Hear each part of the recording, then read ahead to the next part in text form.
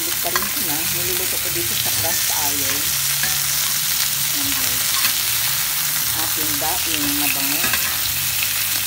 Ayan. Magaling magbaliktad kapag yung balatang ko na. Wala na itong kaliskis guys. Napatanggalan ko ng kaliskis yan. So ito, steam na lang ang naiwan dyan guys. Okay. At konting oil lang. Kasi oily na itong nag-oil yan. Diba? Para walang maraming masayang na mantika. Ganyan ang lola niya. So yun, ilagay ko na rin dyan yung ulo. Sayang yung gas. So lahat na pwede diyang paglagyan, lagyan na.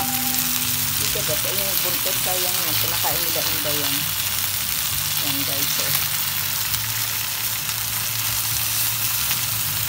So diba? Ano lang.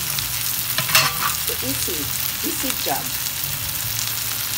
Walang mahirap sa akin. Lahat yan. Diba? Yun. At ito, yan. Yung kulo ng ating kalabasa. Pecha yung lalagay ko kasi walang available na malunggay.